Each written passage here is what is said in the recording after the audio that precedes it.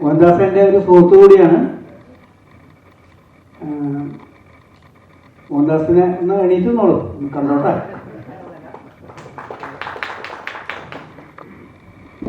ഒരു മാഷാണ്,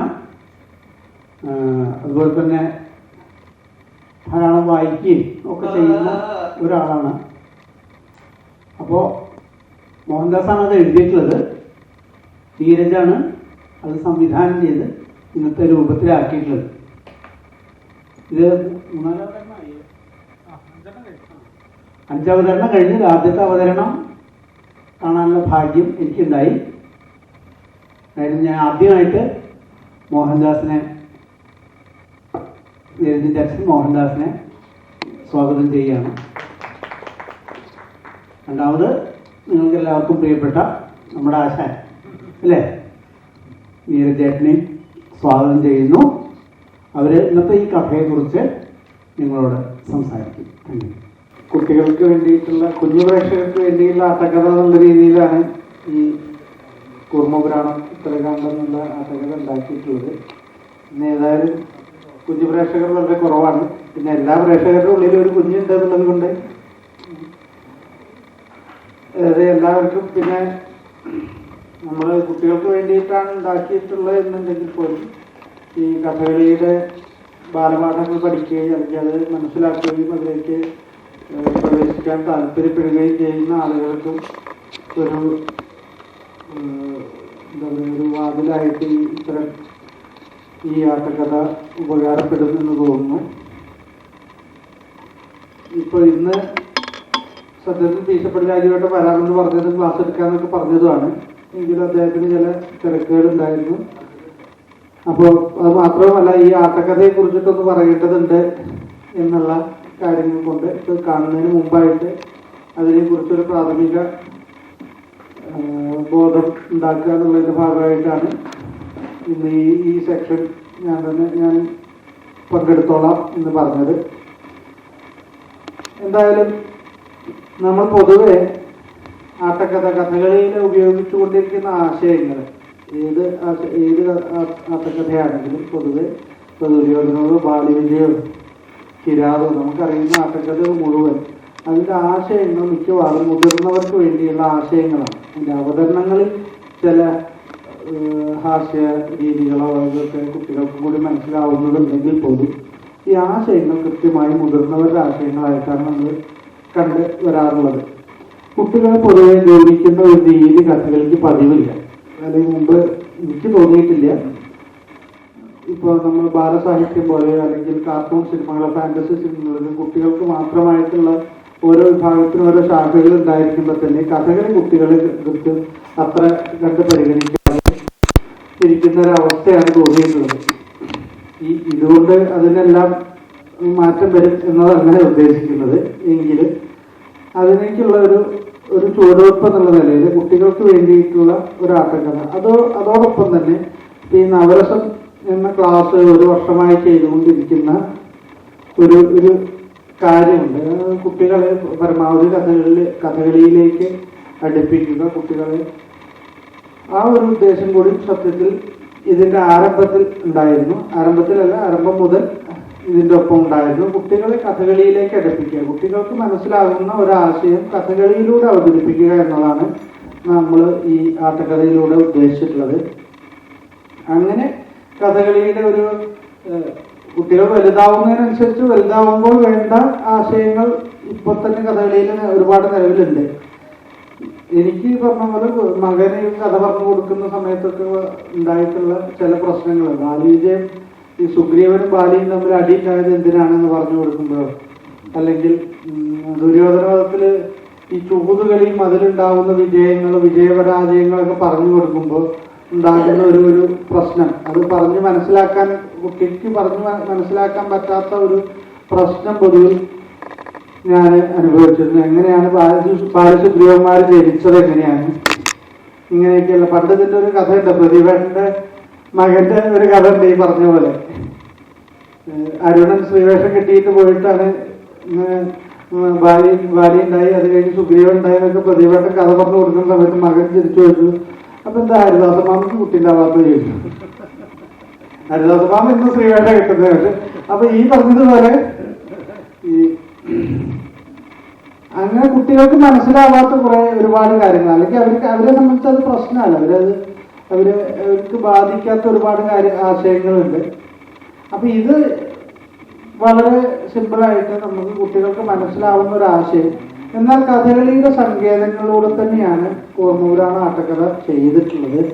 അത് ആ സങ്കേതം വിട്ടിട്ട് നമ്മളതിനെ കുറിച്ചിട്ട് കഥകളിയുടെ സങ്കേതത്തിലൂടെ ഒരു ആശയത്തെ പരിചയപ്പെടുത്തുക, വളരെ ചെറിയ ഒരു ആശയത്തെ അല്ലെങ്കിൽ ഒരു കഥയെ കാണിച്ചു കൊടുക്കുക എന്നുള്ളതാണ് നമ്മൾ കാണൽ. അതോടൊപ്പം തന്നെ സൂത്രധാരൻ എന്നൊരു കഥാപാത്രം തന്നെ ഈ ആട്ടക്കഥയിൽ വരുന്നുണ്ട്. സൂത്രധാരൻ നേരിട്ട് സംവദിക്കുകയാണ് ചെയ്യുന്നത്. നേരിട്ട് സംസാരിച്ചുകൊണ്ട് തന്നെയാണ്. ആദ്യം ഞങ്ങൾ വിദൂഷകൻ വേണം, അങ്ങനെയൊക്കെയുള്ള പലതരത്തിലുള്ള ആലോചനകൾ ഉണ്ടായിരുന്നു. അതിനുശേഷം ഒരു സൂത്രധാരൻ്റെ ഒരു കഥകളിയിലെ സംസാരിക്കുന്ന ഭീരു പോലെയുള്ള ഒരു കഥാപാത്രം രംഗത്ത് വരികയും കുട്ടികളോട് നേരിട്ട് സംവദിക്കുകയും ചെയ്യുന്ന തരത്തിൽ കാര്യങ്ങൾ വെർബലി തന്നെ കാര്യങ്ങൾ അറിയിക്കുന്ന രീതിയിലുള്ള ഒരു സങ്കേതം കൂടി ഇതിൽ പുതിയതായിട്ട് ഉണ്ടാക്കിയിട്ടുണ്ട്. എന്തായാലും ഇതിന്റെ രചനയെ സംബന്ധിച്ചും ആ സമയത്തുണ്ടായ കാര്യങ്ങളെ സംബന്ധിച്ച് സംസാരിക്കാനായിട്ട് മോഹൻദാസ് എൻ്റെ അച്ഛൻ കൂടിയാണ്, അദ്ദേഹത്തെ സ്വാഗതം ചെയ്യുന്നു. അതിനുശേഷം നമുക്ക് ഇതിന്റെ സങ്കേതങ്ങളെ കുറിച്ചിട്ട് സംസാരിക്കാം. ഞാനൊരു ആട്ടക്കഥ എഴുതുക എന്നുള്ള ഒരു സാഹസത്തിന് വരുന്നതിൻ്റെ പിന്നിൽ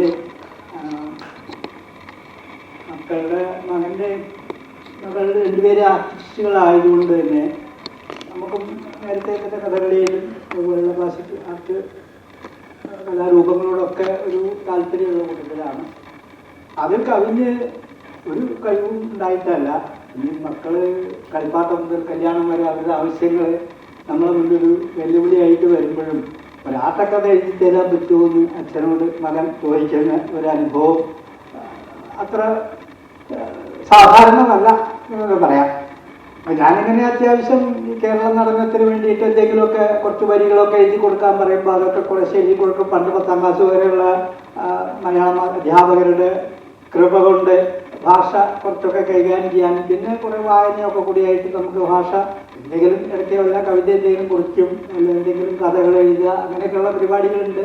എന്തെങ്കിലുമൊക്കെ വിവർത്തനം ചെയ്യാൻ നാടകങ്ങളുണ്ട്, കുട്ടികൾക്ക് വേണ്ടി നാടകങ്ങൾ ചെയ്യുമ്പോൾ അതൊക്കെ കഴിഞ്ഞു എന്ന് പറയാൻ വേണമെങ്കിൽ ഇപ്പോൾ കുറേ കാലമായിട്ട് അതൊന്നുമില്ല. അപ്പം അതിൻ്റെ ഇടയിലാണ് ഇങ്ങനെ ഒരു ആവശ്യം വന്നത്.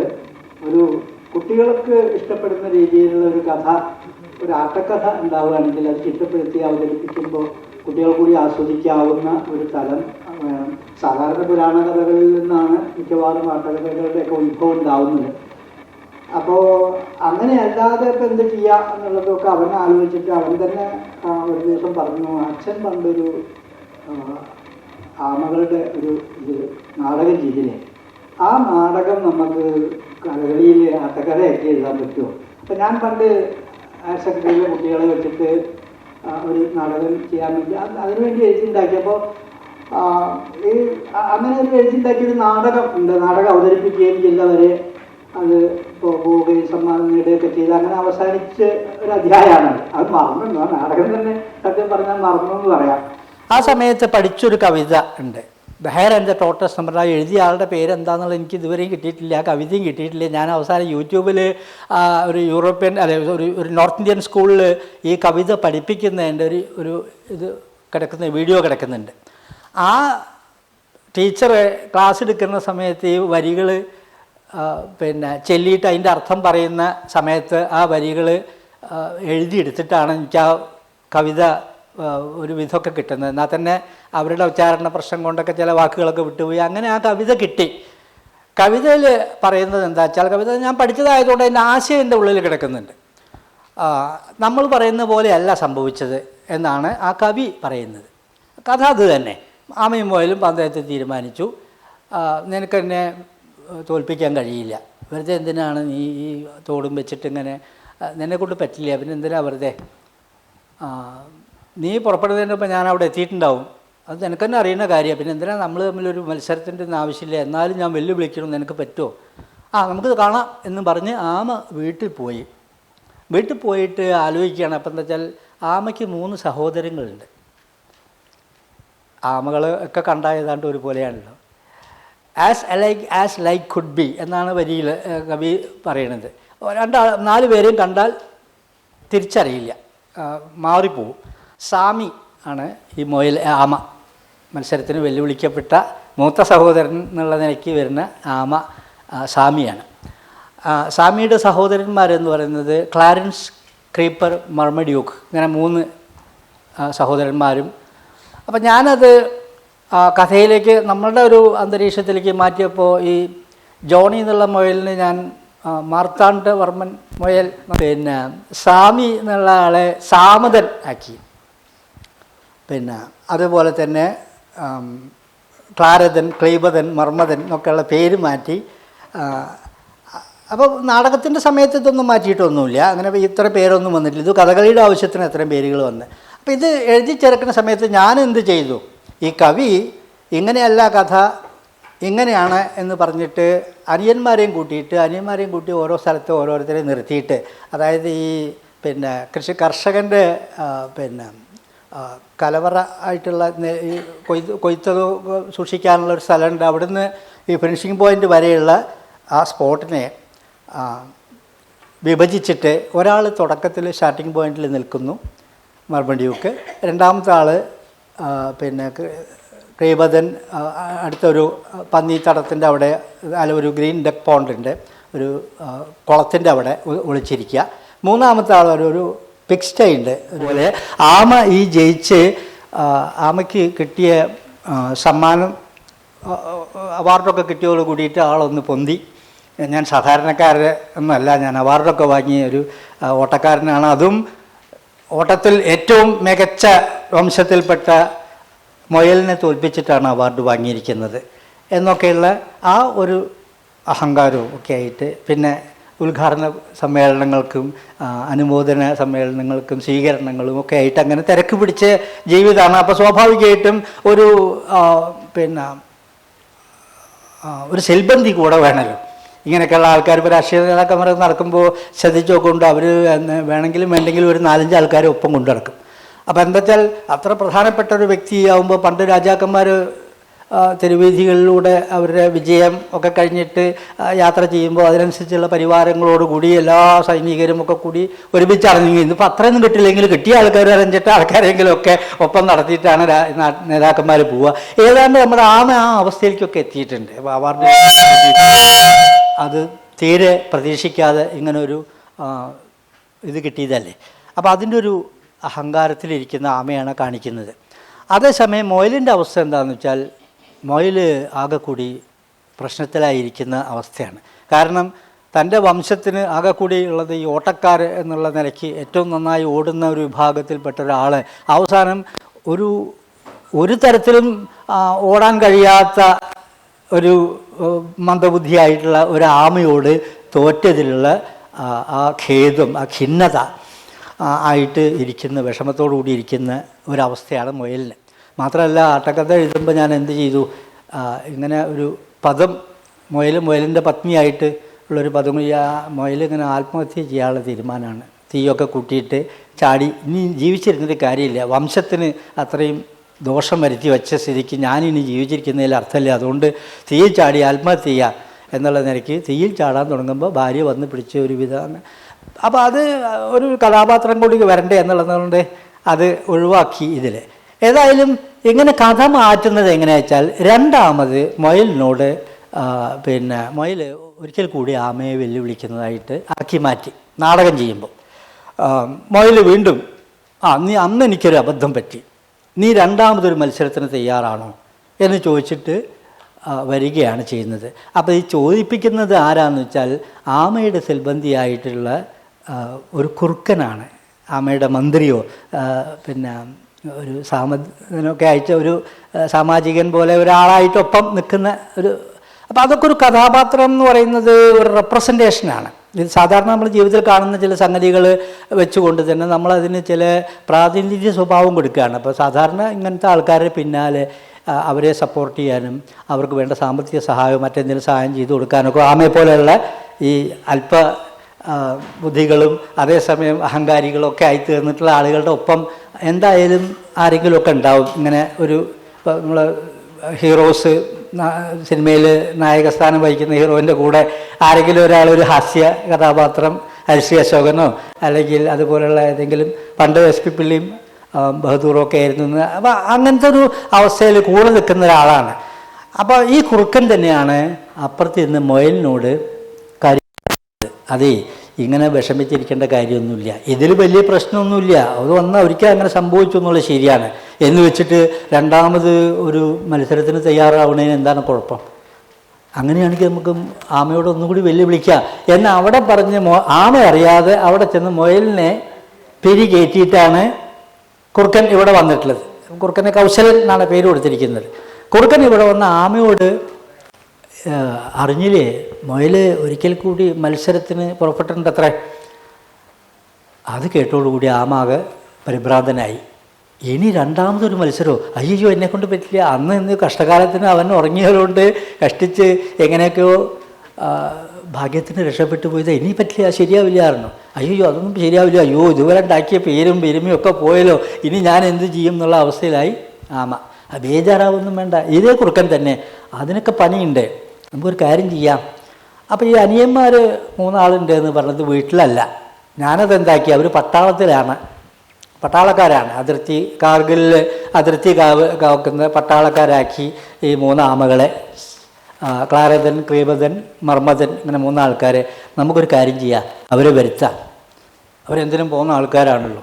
അപ്പോൾ ഈ പറഞ്ഞമാതിരി ഒറ്റബുദ്ധികളാണ്, കൂടുതൽ ആലോചിക്കൊന്നുമില്ല, പട്ടാളക്കാരാണ്, അതേസമയം തന്നെ തെരുമണ്ടന്മാരാണ്. ഒരു കാര്യം അറിയാലോ, ഒന്ന് സ്വന്തം നാട്ടിൽ വന്നിട്ട് ഇത് ഏതാ സ്ഥലം എന്ന് അന്വേഷിക്കുന്ന തരത്തിലുള്ള മണ്ടന്മാരാണ്.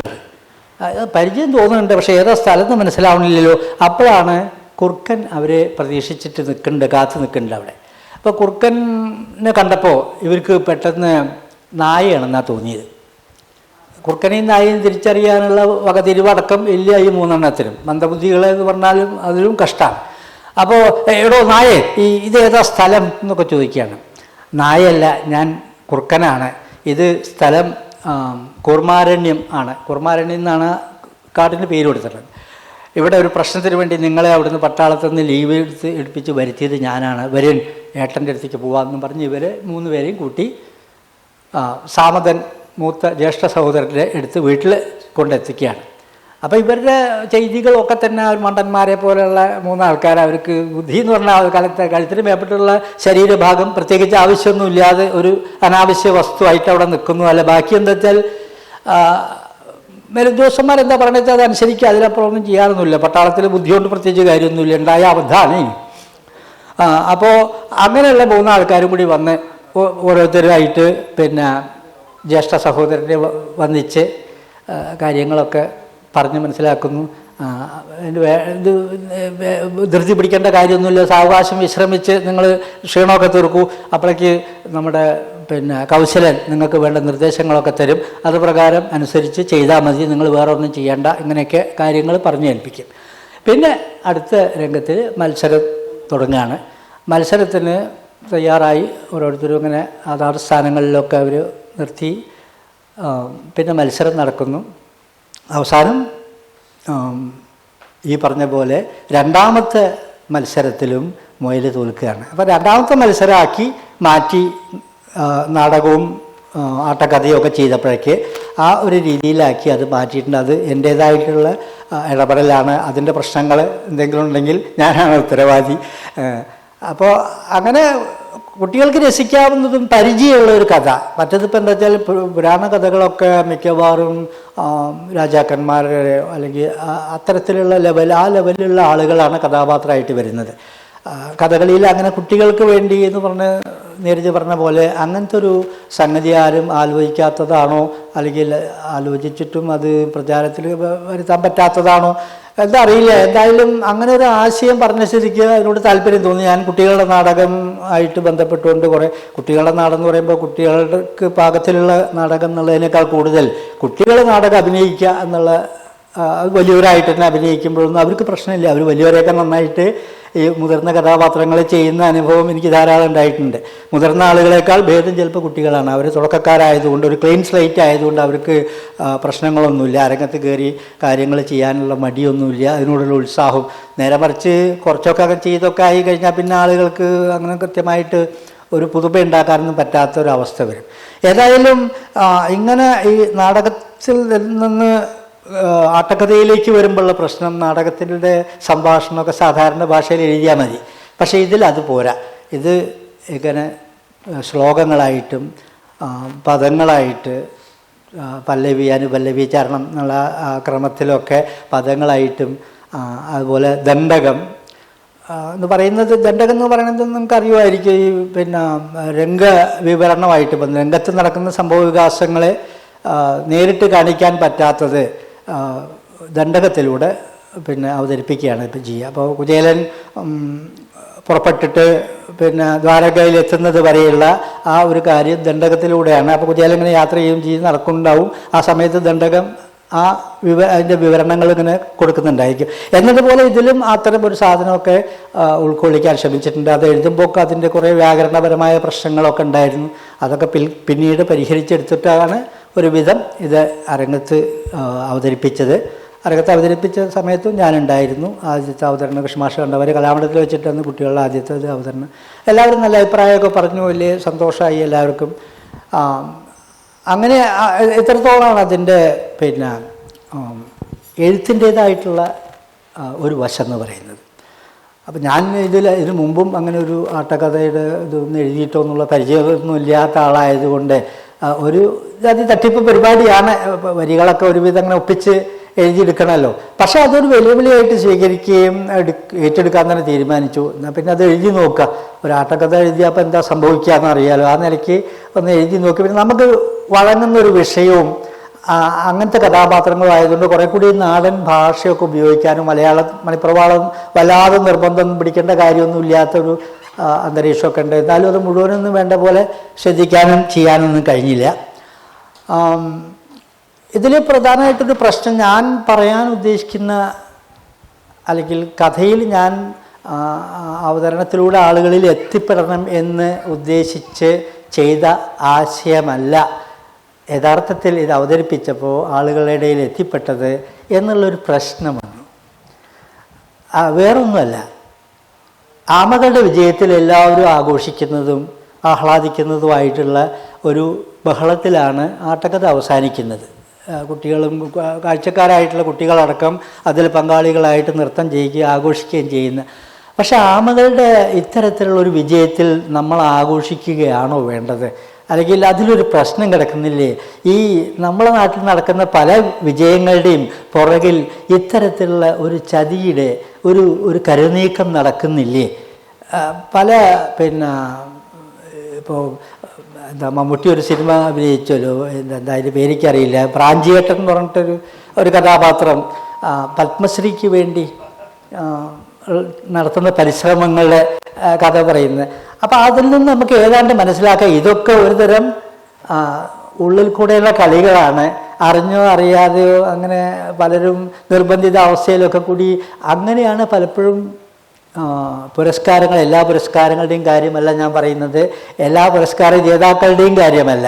പക്ഷേ ചില പുരസ്കാര ജേതാക്കളെങ്കിലും യഥാർത്ഥത്തിൽ അത് അർഹിക്കുന്നതാണോ അല്ലേ എന്ന് നമുക്ക് സംശയം തോന്നുന്ന അവസ്ഥാവിശേഷങ്ങൾ ഉണ്ടായിട്ടുണ്ട്. അപ്പോൾ എന്നതുപോലെ ആമയ്ക്ക് കിട്ടിയ ഈ പുരസ്കാരത്തിൽ ആളുകൾ സന്തോഷിച്ച് കണ്ടപ്പോൾ ഞാനും ആലോചിച്ചത് എന്താ ഇത് ആമയ്ക്ക് അവ രണ്ടാമതും ജയിച്ചു എന്ന് പറയുമ്പോൾ അതിൻ്റെ സന്തോഷമാണ് എല്ലാവർക്കും. സത്യത്തിൽ ആമ ജയിച്ചത് എങ്ങനെയാണ് എന്നുള്ളൊരു പ്രശ്നം കൂടി ഇതിൽ പറയുന്നുണ്ട്. നമ്മൾ ഓരോ കഥാപാത്രങ്ങളെ ആ രീതിയിലാണ് അവതരിപ്പിച്ചത്. കുറുക്കൻ്റെ കളികളാണ് ഇത് മുഴുവൻ എന്നുള്ളത് ഒരു വസ്തുത. കുറുക്കൻ തന്നെയാണ് മുയലിനോട് എന്ന് പറയുന്നത്. അത് വിഷമിക്കേണ്ട കാര്യമൊന്നുമില്ല, ഒന്നുകൂടി മത്സരത്തിൽ വിളിക്കുക, അവനെ കൊണ്ട് എന്ത് ചെയ്യാൻ പറ്റും? ഈ പുറന്തോടും വെച്ച് എത്രത്തോളം ഓടാനൊന്നും പറ്റില്ല, ഉറപ്പല്ലേ. പക്ഷേ അതേ ആമ തന്നെയാണ് ഇവിടെ വരുന്നത്. അതിനൊക്കെ വഴിയുണ്ട്. നമ്മൾ 4 നാലാളും വേഷപ്രച്ഛന്നരായ പോലെ അല്ലെങ്കിൽ മാറി മാറി ആളെ തിരിച്ചറിയാത്ത രീതിയിൽ കാര്യങ്ങൾ ചെയ്താൽ, അപ്പോൾ അപ്പുറത്തും ഇപ്പുറത്തും ഒരേപോലെ കളിക്കുന്ന ഈ മധ്യവർത്തി ആരാണ്? കുറുക്കൻ യഥാർത്ഥത്തിൽ നമ്മുടെ സമൂഹത്തിൽ ഇത്തരം കുറുക്കന്മാർ ഇഷ്ടംപോലെ ഇല്ലേ? അവർക്ക് അധികാരത്തിലോ പിന്നെ മറ്റെന്തെങ്കിലും സ്ഥാനമാനങ്ങളിലോ പുരസ്കാരങ്ങളിലോ ഒന്നുമല്ല താല്പര്യം. അങ്ങനത്തെ ഒരു കഥാപാത്രത്തിൽ വരുന്നുണ്ട്. ഈ കഥാപാത്രത്തിന് പിന്നെ എന്താണ് താല്പര്യം?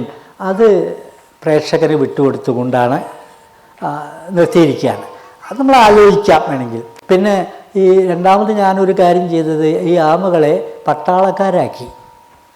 ആമകൾ പട്ടാളത്തിൽ അതിർത്തി കാവലിൽ നിൽക്കുന്ന പട്ടാളക്കാരായിട്ട് ആമകളെ നമ്മൾ പിന്നെ അവതരിപ്പിക്കുമ്പോൾ സത്യത്തിൽ ഒരു ആമയ്ക്കൊരു പട്ടാളക്കാരനാവാനൊരു യോഗ്യതയില്ല. പിന്നെ കഥയിൽ ചോദ്യമില്ലല്ലോ, കഥയിൽ എന്തു ആവാൻ. അപ്പോൾ ആമകൾ പട്ടാളക്കാർ കുറച്ചൊരു ഫലിതമൊക്കെ എന്തെങ്കിലും ഒരു രസം വേണമെന്നുണ്ടെങ്കിൽ അങ്ങനത്തെ ചില മണ്ടന്മാരൊക്കെ നമ്മുടെ സിനിമയിൽ തന്നെ ഓരോ ഹാസ്യ കഥാപാത്രങ്ങൾ ഓരോ മണ്ടത്തരങ്ങൾ കാണിച്ചിട്ടാണ് നമ്മൾ ചിരിപ്പിക്കുന്നത്, ഫലിതം പറഞ്ഞിട്ടല്ല. ഈ പിന്നെ എന്തെങ്കിലും പൊട്ടത്തരങ്ങൾ പറഞ്ഞ് അല്ലെങ്കിൽ ചളിയിൽ ചവിട്ടി വീഴുക, പഴത്തോയിൽ ചവിട്ടി വീഴുക, ഇങ്ങനെയൊക്കെ. അല്ലാതെ ഫലിതമൊന്നും ഇതിലില്ല. ഇത് വീണ് കാണുമ്പോൾ നമുക്ക് എന്തോ ചിരിക്കാൻ തോന്നുന്നു, നമ്മൾ ചിരിക്കുക, അതിൽ ഫലിതമൊന്നുമില്ല. അപ്പോൾ ഇവർ അതുപോലെയുള്ള കുറച്ച് ആൾക്കാരാണ്. അപ്പോൾ ഈ ആമകൾ യഥാർത്ഥത്തിൽ ആരെയാണ് പ്രതിനിധീകരിക്കുന്നത്? മുയൽ ഈ പറഞ്ഞ പോലെ ഓട്ടത്തിൽ അഗ്രഗണ്യന്മാരായിട്ടുള്ള ഒരു വംശത്തിലെ ഒരു അംഗമാണ്.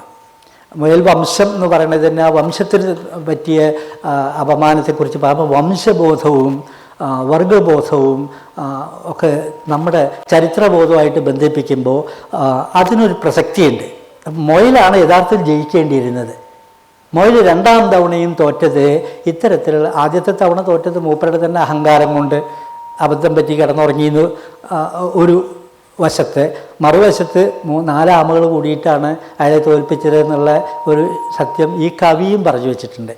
അപ്പോൾ സത്യത്തിൽ മുയലിൻ്റെ തോൽവി എന്ന് പറയുന്നത് യാദൃശ്ചികമായിട്ട് സംഭവിച്ച ഒന്നാണ്, അല്ലെങ്കിൽ അതിൻ്റെ പിന്നിൽ കൃത്യമായ ഇടപെടലുകൾ നടന്നിട്ടുണ്ട്. അപ്പോൾ സമൂഹത്തിൽ നടക്കുന്ന പല സംഭവ വികാസങ്ങളും അതിൻ്റെ ഉള്ളുകളികൾ നമ്മൾ അറിയാറില്ല. ഇപ്പം ചാനലുകൾ ഓരോ വാർത്ത സൃഷ്ടിക്കുമ്പോൾ യഥാർത്ഥത്തിൽ ഈ വാർത്ത എന്താണ് എന്നറിയാൻ നമ്മൾ തന്നെ ഒരു എഡിറ്റർ ആവേണ്ടി വരും. ഇവർ നുണയെ പറയുള്ളൂ, ഉറപ്പാണ്. ചാനലുകാരൻ നുണ മാത്രം പറയാൻ അല്ലെങ്കിൽ അങ്ങ് സത്യം പറയുന്ന ആൾക്കാരെ ചാനലിൽ ജോലി കിട്ടില്ല. ഇപ്പം ഇപ്പം പത്രത്തിലൊക്കെ അങ്ങനെ എന്താണ് ഇന്നസെൻ്റ് പത്ര മുതലാളിയും ദിലീപ് ഒരു പത്രപ്രവർത്തകനൊക്കെ ആയിട്ട് ഇതൊരു സിനിമ വന്നല്ലോ. അപ്പോൾ അതിലൊക്കെ നമുക്ക് പത്രം എന്ന് പറഞ്ഞാൽ എന്താണ്, അല്ലെങ്കിൽ ഈ പത്രമാധ്യമങ്ങളായിക്കോട്ടെ, ദൃശ്യമാധ്യമങ്ങളായിക്കോട്ടെ, ഈ സാമൂഹ്യ മാധ്യമങ്ങളുടെ ആവിർഭാവം വരെ അവരുടെ മേധാവിത്വമായിരുന്നു. വാർത്തകൾ എന്ത് ആളുകളിൽ എത്തണം എന്ന് തീരുമാനിക്കുന്നത് അവരാണ്. വാർത്തകൾ എങ്ങനെയായിരിക്കണം ആളുകളിൽ എത്തേണ്ടത് എന്നും തീരുമാനിച്ചിട്ട് അണിയിച്ചൊരുക്കിയ വാർത്തകളെയാണ് നമുക്ക് അവർ തന്നുകൊണ്ടിരിക്കുന്നത് ഇപ്പോഴും. അതെ, ഇപ്പം സാമൂഹ്യ മാധ്യമങ്ങളിലാണ് പരമാവധി ഇതിന് വിഭിന്നമായ എന്തെങ്കിലുമൊക്കെ കാര്യങ്ങൾ നമുക്ക് അറിയാൻ പറ്റുന്നത്. അതും മുഴുവൻ വിശ്വസിക്കാനൊന്നും കൊള്ളില്ല. അതും ഫേക്കായിട്ടുള്ള വാർത്തകളുണ്ട്. ചുരുക്കത്തിൽ വാർത്തകൾ അറിയാൻ മാധ്യമങ്ങളെ ആശ്രയിച്ചാൽ പ്രശ്നമാവും എന്ന് ഏതാണ്ട് ബോധ്യപ്പെട്ടുകൊണ്ട് ഞാൻ വർഷങ്ങളായിട്ട് മാധ്യമങ്ങളെ ഒഴിവാക്കിയിരിക്കുക. ആശ്രയിക്കാറേ ഇല്ല, ചാനൽ തുറക്കാറില്ല, പത്രം നിർത്തി. 2 പത്രം വീട്ടിൽ വരുത്തിയിരുന്ന് ഇംഗ്ലീഷ് എക്സ്പ്രസ് മാറ്റി പിന്നെ ഹിന്ദു ആക്കി. ഇതൊക്കെ ആണെങ്കിലും പത്രം തുറന്നു കഴിഞ്ഞാൽ 8 പേജ് പരസ്യമൊക്കെ അങ്ങോട്ട് വരുന്നതോട് കൂടിയിട്ട് ദേഷ്യം വന്നിട്ട് പത്രം നിർത്തി. അപ്പോൾ മലയാള പത്രം മാത്രം വീട്ടിലെ ഒരു പത്രം എന്നുള്ള നിലയ്ക്ക്, വീടല്ലേ ഒരു പത്രം കിടന്നോട്ടെ, ഞാൻ വായിക്കാറില്ല. അപ്പോൾ ഈ വാർത്താമാധ്യമങ്ങളും അതുപോലെ തന്നെ നമ്മളുടെ രാഷ്ട്രീയ സംഘടനകളും അധികാരത്തിലിരിക്കുന്നവരും ഉദ്യോഗസ്ഥരായിട്ടുള്ള അങ്ങനത്തെ ഔദ്യോഗിക മേഖലയിൽ പ്രവർത്തിക്കുന്നവരും എല്ലാം കൂടി ഒരു നാടകം കളിച്ചുകൊണ്ടിരിക്കുക. അപ്പോൾ അടുത്ത ഇലക്ഷനോടനുബന്ധിച്ചപ്പോൾ ചുറ്റുപാടും നമുക്കിതുവരെയും കേൾക്കാത്ത പേരുകളും കേൾക്കാൻ തുടങ്ങി. ഇതുവരെയും നമ്മൾ ആരാ എവിടെ പോയി എന്തായി പോയി അറിയാത്ത ആളുകളുടെയൊക്കെ ഫ്ലക്സുകൾ റോഡുകളിലൊക്കെ വന്നു തുടങ്ങി. അപ്പോൾ ഇങ്ങനത്തെ ഒരു ലോകത്ത് നമ്മൾ ജീവിക്കുമ്പോൾ കുറേയൊക്കെ നമ്മൾ ഇതിൻ്റെ സത്യാവസ്ഥകളിലേക്ക് കുറേശ്ശെ ഇറങ്ങി ചെല്ലാനൊരു താല്പര്യം ആർക്കും ഉണ്ടാവും. എന്താണ് ഇതിൻ്റെയൊക്കെ പിന്നിൽ നടക്കുന്ന കളികൾ എന്നുള്ളതൊക്കെ. ഏതായാലും കേന്ദ്രത്തിലായാലും കേരളത്തിലായാലും ജനാധിപത്യം എന്നുള്ള സാധനമൊക്കെ ഏതാണ്ട് എടുത്തു പോയ മട്ടാണ്. ഇനിയിപ്പോൾ അത് വേണമെങ്കിൽ നമുക്കിങ്ങനെ വല്ല പ്രഭാഷണങ്ങളിലോ അല്ലെങ്കിൽ ലേഖനങ്ങളിലോ ഒക്കെ പറയാമെന്നല്ലാതെ നമുക്കത് അനുഭവപ്പെടുന്ന അന്തരീക്ഷം വളരെ കുറവായിരിക്കുന്നു. ജനാധിപത്യം എന്നുള്ളത് ഞാൻ മനസ്സിലാക്കുന്നത് തൊട്ടടുത്തിരിക്കുന്ന ഒരു മനുഷ്യനെ തന്നെ പോലെ ബഹുമാനിക്കാനുള്ളൊരു മര്യാദ കാണിക്കുക എന്നുള്ളിടത്ത് തുടങ്ങുന്ന ഒരു സാധനമാണ് ജനാധിപത്യം.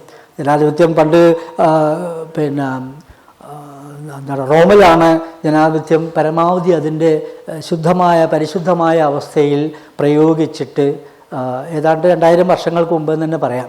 അത് പരാജയപ്പെട്ട ഒരു കാര്യമാണ് ജനാധിപത്യം. ചരിത്രം പിന്നെ അതിൽ അപൂർവമായിട്ടുള്ള സംഗതിയൊന്നുമല്ല ജനാധിപത്യം എന്ന് പറയുന്നത്. അത് പ്രയോഗിച്ച് പരാജയപ്പെട്ടതിൻ്റെ കഥയാണ് ജൂലിയസ് സീസറിൽ ഷേക്സ്പിയർ പറയുന്നത്. അത് കൃത്യമായിട്ട് പഠിച്ച ആൾക്കാർക്ക് മനസ്സിലാവും. ജൂലിയസ് സീസർ ഞാനൊക്കെ പഠിക്കുമ്പോൾ ജൂലിയസ് സീസറിൽ ആകെക്കൂടി ഓർമ്മ വരുന്നത് എന്താ വെച്ചാൽ ടു ബ്രൂട്ടസ് എന്ന് പറഞ്ഞിട്ട് ബ്രൂട്ടസ് സീസറെ കുത്തുമ്പോൾ ബ്രൂട്ടസ് നീയും ഇവരുടെ കൂടെയാണോ എന്ന് സീസർ ചോദിക്കുന്നതും ബ്രൂട്ടസ് അടക്കമുള്ള ആളുകൾ കോൺസ്പിറേറ്റേഴ്സായിട്ട് ഗൂഢാലോചന നടത്തുന്ന ഒരു ഗൂഢസംഘമായിട്ടാണ് നമ്മൾ പഠിപ്പിച്ച അധ്യാപകർ എന്നെ അത് പിന്നെ അത് പറഞ്ഞു തന്നിട്ട് അങ്ങനെയാണ് മനസ്സിലാക്കി വെച്ചത്. ആൻ്റണി സ്പീച്ചൊക്കെ കേട്ടപ്പോൾ ആൻ്റണി ഒരു മഹാനായ ഒരു മനുഷ്യനായിട്ടൊക്കെയാണ് ഞാൻ ധരിച്ചു വെച്ചിരുന്നത്. പിൽക്കാലത്ത് ഇതേ ഷേക്സ്പിയർ എനിക്ക് പഠിപ്പിക്കേണ്ടി വന്നപ്പോൾ അപ്പോഴാണ് ഞാൻ മനസ്സിലാക്കുന്നത് പിന്നെ ജൂലിയസ് സീസറിൽ ഷേക്സ്പിയർ ഉദ്ദേശിച്ചത് ഇതല്ല. ജനാധിപത്യത്തിൻ്റെയും പിന്നെ രാജ്യത്തിൻ്റെയും നന്മയ്ക്ക് വേണ്ടി ഇറങ്ങിത്തിരിച്ച നല്ലവനായ ബ്രൂട്ടസ്, സ്വേച്ഛാധിപതിയായി മാറിയ സീസർ അധികാരത്തിൽ വന്നാൽ റോമ സാമ്രാജ്യം തന്നെ തകർന്നു പോവും എന്ന് മനസ്സിലായിട്ട് റോമാ സാമ്രാജ്യത്തിൻ്റെ നിലനിൽപ്പിന് വേണ്ടി ജനാധിപത്യത്തിൻ്റെ നിലനിൽപ്പിന് വേണ്ടി അവസാനം വരെ പോരാടാൻ തീരുമാനിച്ച ബ്രൂട്ടസും കാഷ്യസുമാണ് അതിൽ യഥാർത്ഥത്തിൽ നല്ല കഥാപാത്രങ്ങളായിട്ട് വരുന്നത്. മൂന്നാമത്തെ രംഗത്തോട് കൂടിയിട്ട് സീസർ മരിച്ചു. സീസർ കൊന്നതിന് ശേഷം അവിടെ കിടക്കുന്നുണ്ട് സാധനങ്ങൾ. ഷേക്സ്പിയറുടെ ജൂലിയസ് സീസർ എന്നുള്ള നാടകം പിന്നെയും കിടക്കുകയാണ് കുറേ. അതിൽ ബാക്കി ഭാഗങ്ങളും കൂടിയും പഠിപ്പിക്കേണ്ട അവസ്ഥ വന്നപ്പോഴാണ് കൃത്യമായിട്ട് ഇത് ബ്രൂട്ടസ് ആണ് ജൂലിയസ് സീസർ എന്നല്ല പേര് കൊടുക്കേണ്ടിയിരുന്നത്.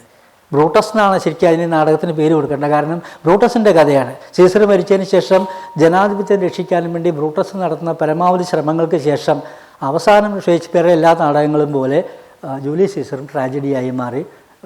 പിന്നെ ബ്രൂട്ടസും കാഷ്യസും കാഫ്കയും പോലെയുള്ള ആൾക്കാരൊക്കെ ആത്മഹത്യ ചെയ്യേണ്ടി വന്നു.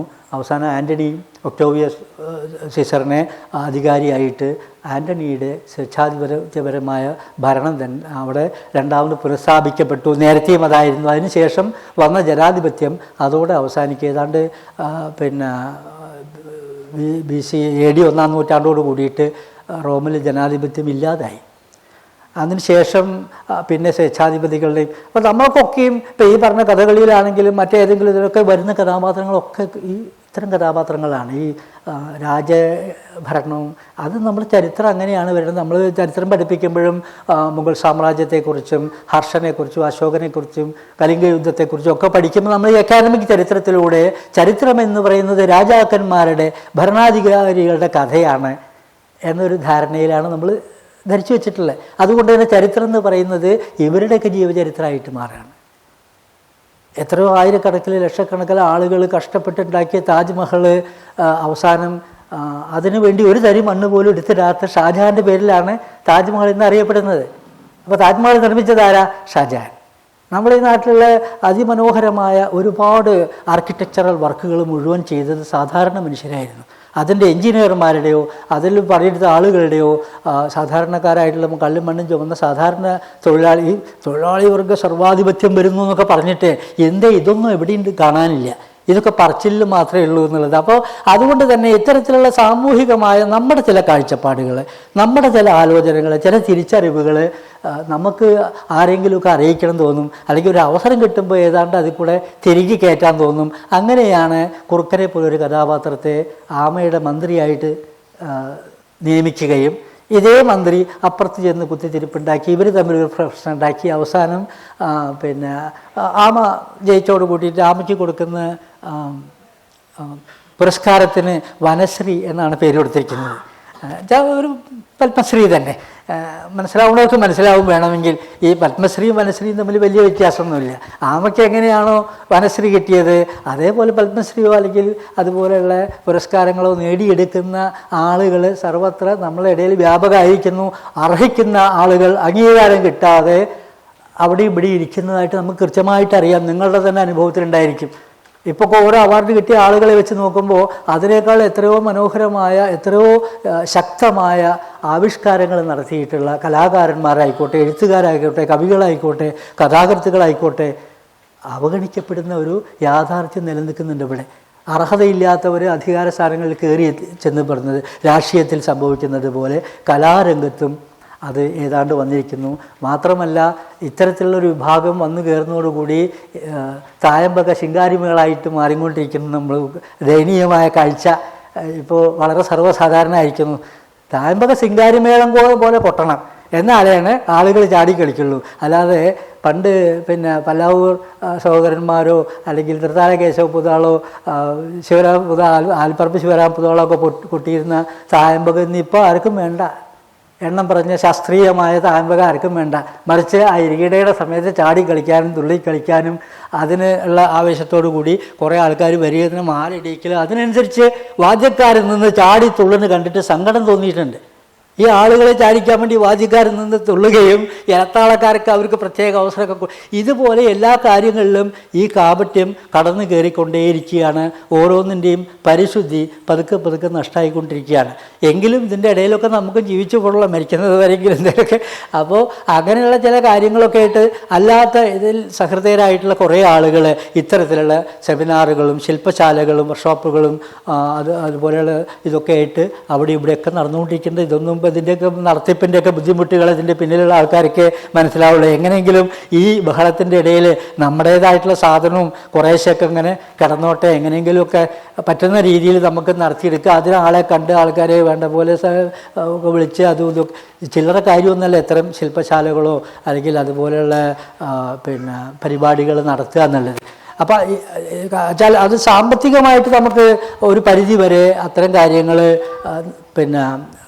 നേടിയെടുക്കാവുന്നൊരു സാമ്പത്തിക ഭദ്രതയൊക്കെ നമ്മളുടെ സമൂഹത്തിൽ ഇപ്പോൾ എത്തിപ്പെട്ടിട്ടുണ്ടെന്ന് പറയാം. ഒരു 10 കൊല്ലത്തെ അപേക്ഷിച്ച് നല്ലൊരു സാമ്പത്തിക വളർച്ച കേരളത്തിനുണ്ടായിട്ടുണ്ട്. അപ്പോൾ സാമ്പത്തിക ഭദ്രതയല്ല ഇതിൽ പ്രധാന കാര്യം. മറിച്ച് നമുക്കിതിനനുസരിച്ചുള്ള സ്പേസ് കിട്ടണം, ഇതിനനുസരിച്ചുള്ള സമയം കിട്ടണം, അതിനനുസരിച്ചുള്ള ആർട്ടിസ്റ്റുകൾ വേണം, മറ്റ് ലൈറ്റ് ആൻഡ് സൗണ്ട് വരെയുള്ള സാങ്കേതിക സംവിധാനങ്ങളൊക്കെ സംഘടിപ്പിച്ച് ചിലപ്പോൾ പ്രേക്ഷകരൊന്നും അത്ര അധികമൊന്നും ഉണ്ടാവില്ല. ഒരു ഉത്സവത്തിനൊക്കെ ഗാനമേള നിർബന്ധം. എന്താ വെച്ചാൽ ആൾക്കാർ കൂടുക, ബഹളം വയ്ക്കുക, ചാടി കളിക്കുക, തിക്കി തിരക്കി. അതല്ലാതെ ഇത്തരം പരിപാടികളിലേക്ക് ആളുകളെ ആകർഷിക്കാൻ കുറച്ചെങ്കിലുമൊക്കെ നമ്മൾ ഇത്തരം ശ്രമങ്ങൾ നടത്തിക്കൊണ്ടിരിക്കുന്നത് ശരിക്ക് അഭിനന്ദനാർഹമാണ്. ഏതായാലും കുട്ടികളുടെ ഈ ലവണത്തിൽ കുട്ടികൾ തന്നെയാണ് ഇത് ആമകഥ കുർമ്മപുരാണം ഉത്തരകാണ്ഡം എന്നുള്ള പേര് കൊടുക്കാനുള്ള കഥ ഞാൻ പറഞ്ഞു. ഉത്തരകാണ്ഡം എന്ന് പറയുന്നത് 2ാം ഘട്ടമാണ്. അതായത് ആദ്യഘട്ടത്തിൽ ആമ മുയൽ തോറ്റു. 2ാം ഘട്ടത്തിൽ കുറുക്കൻ്റെ കൂടി ഉപദേശപ്രകാരം മുയൽ വീണ്ടും ആമയെ വെല്ലുവിളിക്കാൻ വരികയും അങ്ങനെ 2ാമത് മത്സരം നടക്കുന്നതായിട്ട് 2ാം മത്സരമായിട്ടാണ്. അതുകൊണ്ടാണ് ഉത്തരകാണ്ഡം എന്നൊരു പേര് കൊടുത്തത്. ഇതെല്ലാം വെറുതെ കുർമ്മപുരാണം എന്ന് പറഞ്ഞാലും ഒരു പേരിലൊന്നും കാര്യമായിട്ടൊന്നും ഇല്ലല്ലോ. അപ്പം അതിൻ്റെ അവതരണത്തിൽ നമ്മൾ ശ്രദ്ധിക്കേണ്ട ഒരു കാര്യം, ഇങ്ങനെ ചില കാര്യങ്ങൾ നമ്മളതിൽ ഉദ്ദേശിച്ചിട്ടുണ്ട്. അത് ആ രീതിയിൽ സ്വീകരിക്കപ്പെടുക എന്നുള്ളത് അത്ര എളുപ്പമല്ല. അതിനെക്കുറിച്ച് അത്തരത്തിലൊരു സംസാരമൊക്കെ ചിലപ്പോൾ ആവശ്യമായിട്ട് വരും. എന്താണ് ഉദ്ദേശിച്ചിട്ടുള്ളത്? യഥാർത്ഥത്തിൽ ആമയുടെ വിജയത്തിൽ ആഘോഷിക്കുന്ന ഒരു ജനമാണ് നമുക്ക് ചുറ്റും ഈ ബഹളങ്ങളൊക്കെ ഉണ്ടാക്കിക്കൊണ്ടിരിക്കുന്നത്. അത് തിരിച്ചറിയണമെന്ന് നല്ലതാണ്. ഈ ആമയുടെ വിജയത്തിൽ യഥാർത്ഥത്തിൽ എന്താണ് സംഭവം? മുയലിനെ സംബന്ധിച്ചിടത്തോളം മുയലിന് അപ്പോഴും മനസ്സിലായിട്ടില്ല. കാരണം കവിതയിൽ പറയുന്നുണ്ട്, മുയലിന് ചായ സൽക്കാരത്തിന് അതിൽ കർഷകനാണ് ഈ സമ്മാനം കൊടുക്കുന്നത്. കർഷകൻ ആമയ്ക്ക് സമ്മാനം കൊടുക്കുന്നത്. എന്നാൽ വരും എല്ലാവർക്കും ചായ കുടിക്കാൻ പറഞ്ഞിട്ട് ചായ സൽക്കാരത്തിന് വിളിക്കുമ്പോൾ മുയൽ അഭിമാനിയായ മുയൽ ഞാൻ തോറ്റ സ്ഥിതിക്ക് ഞാൻ നിങ്ങളുടെ കൂടെ വരില്ല എന്ന് പറഞ്ഞ് പോവുകയാണ്. വീട്ടിൽ പോയ മുയലിന് അതല്ല, ഒന്നും കൂടി പോയി നോക്കുക, എന്താ ഇപ്പം ഉണ്ടായി അയാൾക്ക് മനസ്സിലാവുന്നില്ല. അയാൾ വന്ന് നോക്കുമ്പോൾ കർഷകൻ്റെ കളപ്പുരയിൽ ഇരുന്നിട്ട് ഒരു ചായ സൽക്കാരം നടത്തുന്നിടത്തേക്ക് ജനലിൽ കൂടെ എത്തി നോക്കുമ്പോൾ 4 ആമകളിരുന്ന് ചായ കുടിക്കുന്നത് കാണുകയാണ്. ഇതെന്ത് സംഭവിച്ചു? കവിതയിലുള്ളതാണ്. അപ്പോൾ കവിത അയാളെ ആലോചിച്ചിട്ടൊന്നും മനസ്സിലാവുന്നില്ല. അപ്പോൾ അയാൾ സ്വയം സമാധാനിക്കുകയാണ്. ഇത്രയും വേഗത്തിൽ ആമയെ ആ ഒരു പ്രശ്നം വല്ലാതെ ഓടേണ്ടി വന്നു, അധ്വാനിക്കേണ്ടി വന്നു മുയലിന്, എന്നിട്ടും തോൽക്കുക. അപ്പോൾ ആ ഓട്ടത്തിൻ്റെ ക്ഷീണം കൊണ്ട് കണ്ണ് മഞ്ഞളിക്കാന്നൊക്കെ നമ്മൾ പറയില്ലേ, അങ്ങനെ 1 2 ആയും 2 4 ആയും എനിക്ക് തോന്നിയതാവുമോ എന്ന സംശയത്തോടു കൂടി മുയൽ തിരിച്ചു പോകുന്നതായിട്ടാണ് കവിത അവസാനിക്കുന്നത്.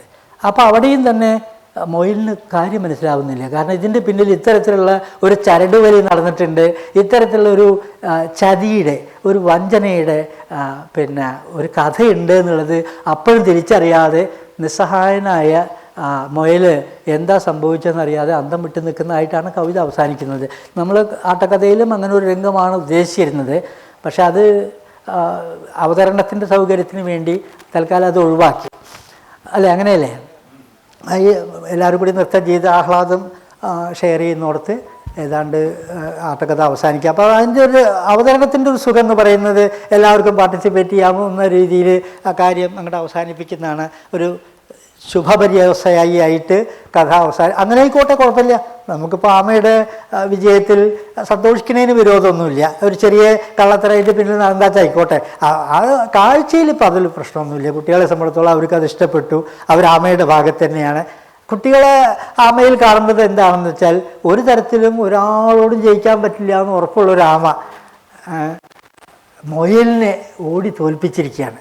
അപ്പോൾ സ്വാഭാവികമായിട്ടും മൊയൽ കുറച്ച് കഴിവുള്ള ആളായതുകൊണ്ട് മൊയലിന് അഹങ്കാരമുണ്ട് എന്നുള്ളത് വരുത്തി തീർക്കുകയും, അങ്ങനെ മൊയൽ എന്ത് പഠിച്ചു?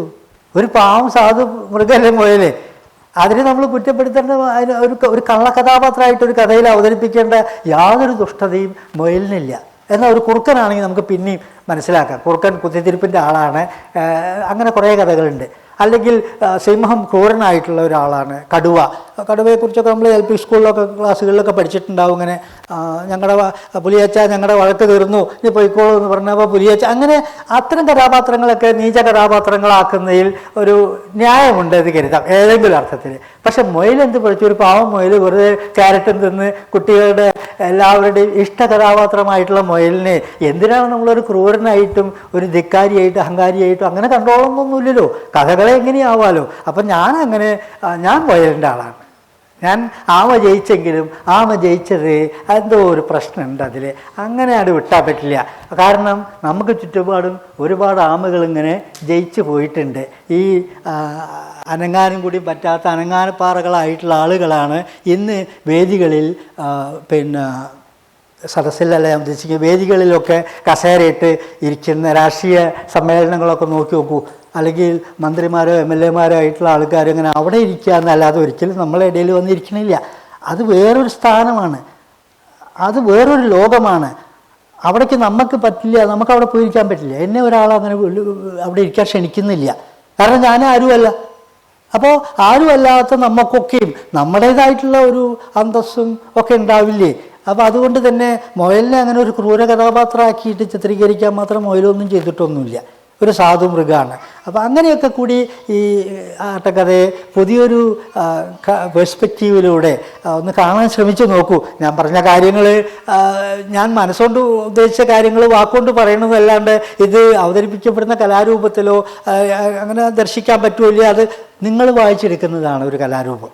ഒരു സാഹിത്യകൃതി ആവട്ടെ, കലാരൂപമാവട്ടെ, ചിത്രമോ ശില്പമോ എന്തോ ആവട്ടെ, അത് പൂർണ്ണമാവുന്നത് അതിൻ്റെ പ്രേക്ഷകൻ്റെ വായനയിലൂടെയാണ് എന്നുള്ളത് വളരെ പ്രധാനമായ ഒരു കാര്യമാണ്. അതുകൊണ്ട് ഓരോരുത്തരും ഇഷ്ടത്തിനനുസരിച്ച് ആട്ടക്കഥയെ സ്വീകരിക്കുന്നതാണ് അതിൻ്റെ ശരിയെന്ന് തോന്നുന്നു.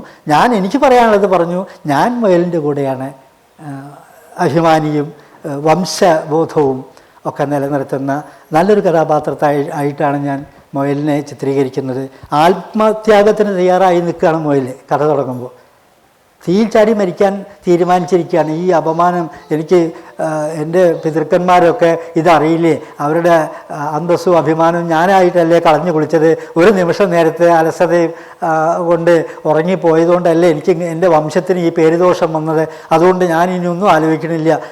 തീ കൂട്ടിയിട്ട് ചെതയിൽ ചാടി ആത്മാഹുതി നടത്താൻ തീരുമാനിച്ച മൊയലിനെയാണ് നമ്മൾ അവതരിപ്പിക്കുന്നത്. അപ്പോൾ അതുകൊണ്ട് തന്നെ മൊയലിൻ്റെ ഭാഗത്ത് എന്തൊക്കെയോ ഉണ്ട്.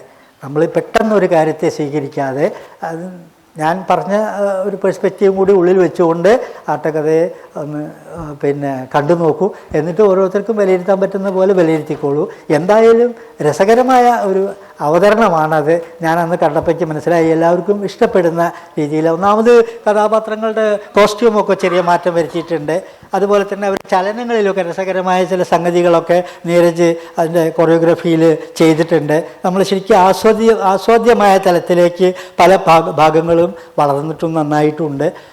അതുകൊണ്ട് തന്നെ അത് നിങ്ങളുടെ ഇഷ്ടത്തിനനുസരിച്ച് അത് സ്വീകരിക്കാനും അത് കാണാനും വിലയിരുത്താനും ആവശ്യപ്പെട്ടുകൊണ്ട് ഈ ഒരു ഇങ്ങനൊരു സാഹസം എനിക്ക് ചെയ്യേണ്ടി വന്നു. അതിൻ്റെ എല്ലാ പ്രശ്നങ്ങളും ഞാൻ ഏറ്റെടുക്കുന്നു. എങ്കിൽ പോലും അതെന്താണെന്ന് മനസ്സിലാക്കാൻ വേണ്ടി ഞാൻ എൻ്റെ ഒരു ശ്രമമായിട്ട് മാത്രം കണക്കാക്കിയാൽ മതി. ഒരാട്ടക്കഥയുടെ യാതൊരു ഗുണവും അതിനില്ലാതെ തന്നെയാണ് ഞാൻ മനസ്സിലാക്കി വെച്ചിരിക്കുന്നത്. പക്ഷേ അതിൻ്റെ ആ ഫ്രെയിം മാത്രമേ ഉള്ളൂ. ഞാൻ പറഞ്ഞില്ലേ, ശ്ലോകങ്ങൾ പദങ്ങളെ ഒക്കെ വേണം. അത് ഒരു ക്രമമായിട്ട് രംഗങ്ങളായിട്ട് വരണം. അതിലൊരു തുടക്കവും ഒടുക്കമൊക്കെ വേണം എന്നുള്ള അത്തരം ആ ഫ്രെയിമിൻ്റെ കാര്യത്തിൽ മാത്രമേ ശ്രദ്ധിച്ചിട്ടുള്ളൂ. ആന്തരികമായിട്ട് ഭാഷാപരമായിട്ടൊന്നും അത്ര വലിയ ഗുണനിലവാരമൊന്നും പ്രതീക്ഷിക്കേണ്ട. ഒരു രസമായിട്ട് കണ്ടിരിക്കാം. ഒരാട്ടക്കഥയല്ലേ, ആടുന്നതാണല്ലോ കാണുന്നത്, പാടുന്നതല്ലല്ലോ. പാട്ടവിടെ ഉണ്ടായിക്കോട്ടെ, നമുക്ക് കാണാനുള്ള രസകരമായ കൊറിയോഗ്രഫി, നീരജ് ചെയ്ത കൊറിയോഗ്രഫിയൊക്കെ വളരെ ഭംഗിയായിട്ടുണ്ട്. ഏതായാലും ഇത്തരം ഒരു സന്ദർഭത്തിൽ വന്നിട്ട് ഞാനിങ്ങനെയൊന്നും സംസാരിക്കാനൊന്നും എനിക്കറിയില്ല. ഞാൻ എവിടെയും സംസാരിക്കാറുമില്ല. പിന്നെ ഇങ്ങനെ ഒരു സാധനമായതുകൊണ്ട് കുറച്ച് എന്തെങ്കിലും പറയാനുണ്ടല്ലോ, അതുകൊണ്ട് മാത്രം കയറി വന്നതാണ്. എനിക്ക് ധൈര്യമില്ല അങ്ങനെ ഇവിടെ നിന്ന് നിന്നിട്ട് ആളുകളെ അഭിമുഖീകരിച്ചിട്ടുള്ള പരിചയമൊന്നുമില്ല. നമ്മളവിടെ ഇരിക്കുന്ന കേൾക്കുക, അനുഭവിക്കുക, ആസ്വദിക്കുക. എന്നിട്ട് എന്തെങ്കിലും അഭിപ്രായം ഉണ്ടെങ്കിൽ സുഹൃത്തുക്കളോട് ആരോടെങ്കിലും പറയുക, അല്ലെങ്കിൽ വീട്ടിൽ ചെന്നിട്ട് ഞങ്ങൾ ആരെങ്കിലും എല്ലാവരും കൂടി ചർച്ച ചെയ്യുമ്പോൾ എന്തെങ്കിലും പറയുന്നതല്ലാതെ ഒരു വേദിയിൽ ഒരു മൈക്ക് പിടിച്ചൊന്നും നിൽക്കാനൊന്നും എനിക്ക് പരിചയമില്ല. എനിക്കത് ഇഷ്ടമല്ല. കഴിയുന്നതും ഒഴിവാക്കാറാണ് പതിവ്. അപ്പോൾ ഏതായാലും ഇത്തരം ഒരു അവസരം നിങ്ങളെയൊക്കെ അഭിമുഖീകരിക്കാനും ഇത്തരം കാര്യങ്ങൾ സംസാരിക്കാനുമുള്ളൊരു അവസരം ഒരുക്കി തന്ന ഇതിൻ്റെ സംഘാടകരോടും അത് കേട്ടിരുന്ന നിങ്ങൾ ഓരോരുത്തരോടുള്ള സ്നേഹവും കുട്ടികളോടുള്ള വാത്സല്യവും ഒക്കെ പങ്കുവെച്ചുകൊണ്ട് തൽക്കാലം ഞാനിത് അവസാനിപ്പിക്കാൻ ആട്ടക്കഥയുടെ അവതരണത്തിലേക്ക് എല്ലാവരെയും ഒന്നുകൂടി ശ്രദ്ധ ക്ഷണിച്ചുകൊണ്ട് നിർത്തട്ടെ. നമസ്കാരം. നേരത്തെ പറഞ്ഞ പോലെ തന്നെ നമ്മളിത് കൃത്യമായി കഥകളിയായിട്ട് തന്നെ ചെയ്യാനാണ് ഉദ്ദേശിച്ചത്. ഇപ്പോൾ അതുകൊണ്ട് തന്നെ ഇപ്പോൾ ഈ മുയലിനെ നമ്മളൊരു നാടകത്തിലോ അല്ലെങ്കിൽ മറ്റ് ഏതെങ്കിലും കലാരൂപത്തിലോ ഒരു മുയലിനോ ആമയോ ഒക്കെ രൂപകൽപ്പന ചെയ്യാന്നുള്ളത് അല്ലെങ്കിൽ കുറച്ചും കൂടി എളുപ്പമാണ്, ഈസി ആയിട്ട് ചെയ്യാവുന്ന ഒരു കാര്യമാണ്. എന്നാൽ ഇത് അതേസമയം കഥകളി തന്നെ ആയിരിക്കണം എന്ന ഒരു നിർബന്ധ ബുദ്ധി ഇതിലുണ്ടായിരുന്നു. അതുകൊണ്ട് 4 മറ്റേ മകുടമുടി വെച്ച പച്ചവേഷമായിട്ടാണ് ആമകളെ ആദ്യ അരങ്ങിൽ ഉണ്ടായിട്ടുള്ളത്. പിന്നെ ഈ പ്രായോഗികതയുടെ ബുദ്ധിമുട്ട് കൊണ്ട് ആമയുടെ വേഷത്തിൽ ചെറിയ മാറ്റങ്ങൾ ഉണ്ടാക്കിയിട്ടുണ്ട്. ഒന്നാമത് 4 മകുടമുടി കിട്ടുക എന്നുള്ളത് തന്നെ ഒരു പ്രശ്നമാണ്.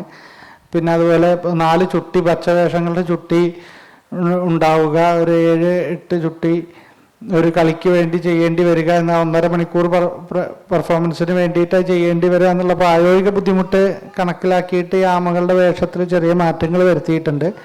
എങ്കിൽ കൂടി ഇത് കൃത്യമായി കഥകളി തന്നെ ആയിരിക്കണം എന്നതാണ് ഞാൻ ആദ്യം തന്നെ ഉറപ്പിച്ച ഒരു കാര്യം. നമ്മൾ എന്ത് ചെയ്യുകയാണെങ്കിലും, ഏത് കഥയാണ്, ഏത് ആശയം എടുക്കുകയാണെങ്കിലും, അല്ലെങ്കിൽ കുട്ടികളുടെ ഒരു ആശയം കഥകളിയിലേക്ക് കുട്ടികളെ ആകർഷിക്കുക എന്നതാണ് നമ്മുടെ പ്രാഥമികമായ ഉദ്ദേശം ഉണ്ടായിരുന്നത്. കുട്ടികൾക്കുള്ള കഥകളി എന്ന് പറയുമ്പോൾ അതിൽ കഥകളി ഇല്ലാതിരിക്കാൻ പറ്റില്ലല്ലോ.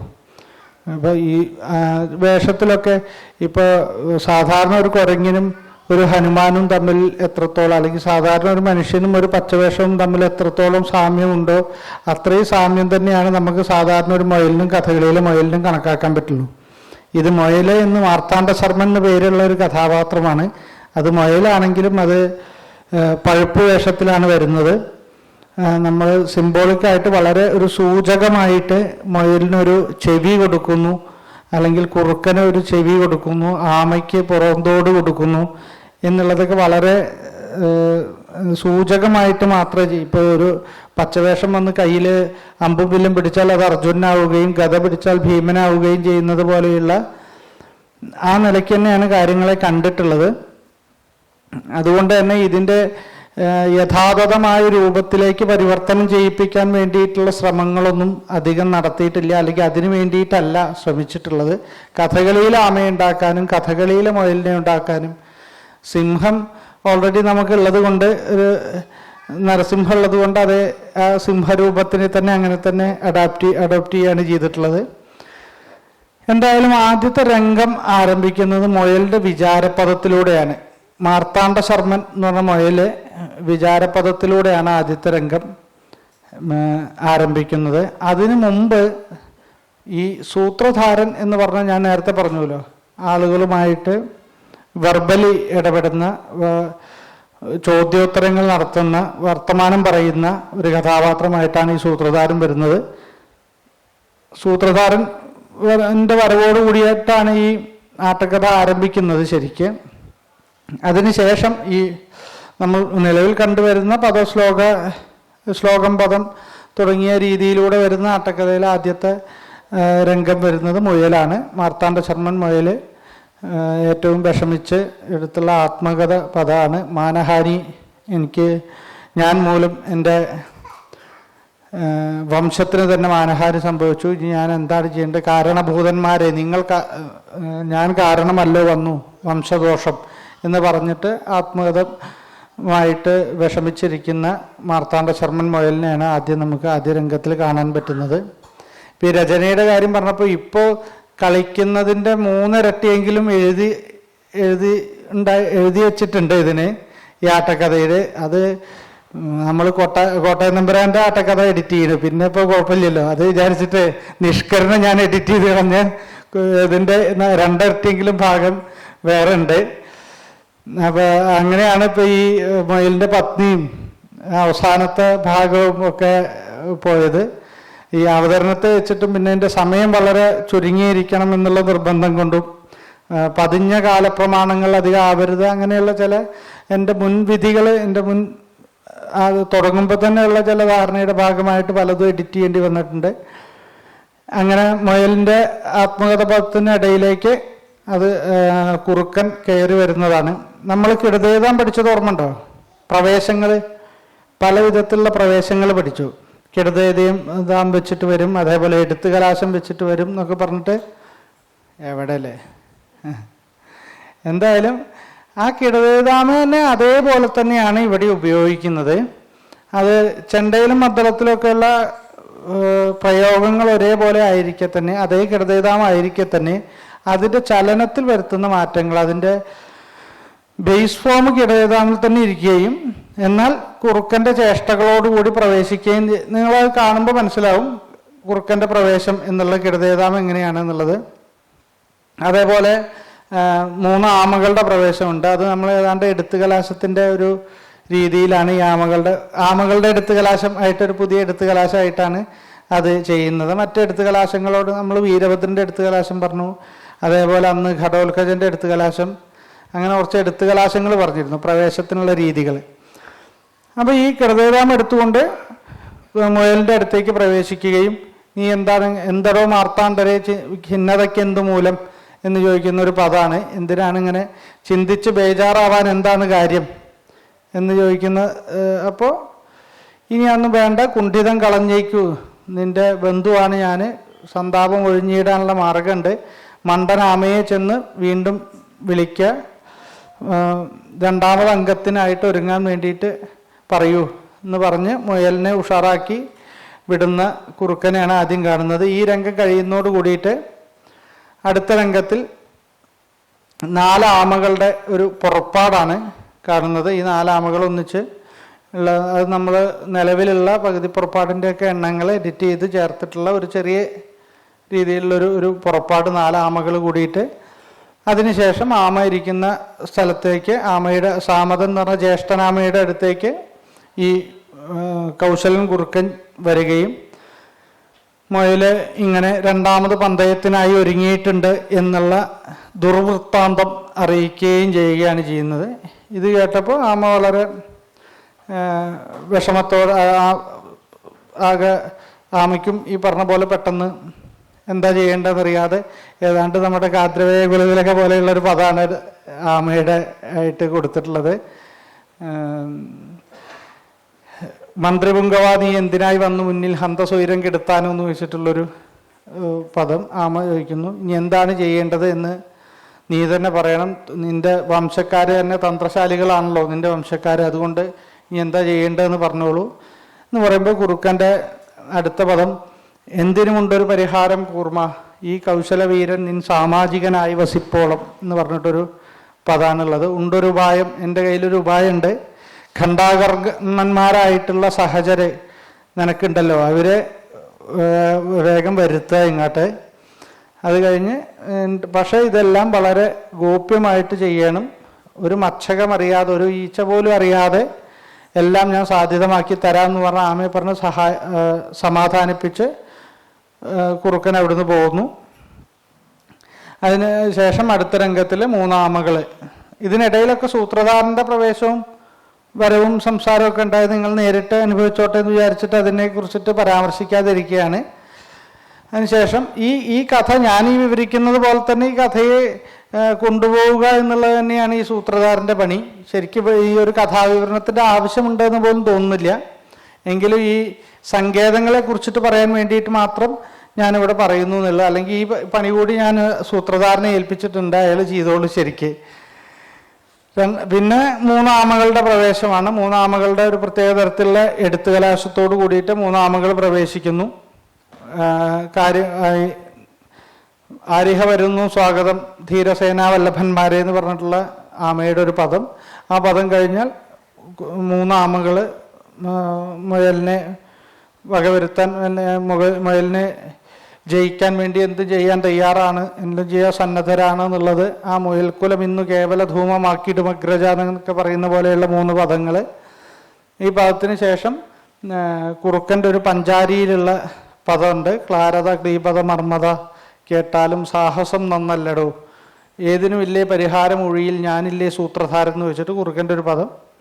ഇത് കഴിഞ്ഞ് കുറുക്കൻ്റെ നിർദ്ദേശപ്രകാരം പലരും പല വിധത്തിൽ പല വശത്തേക്കായി തിരിയുന്നു.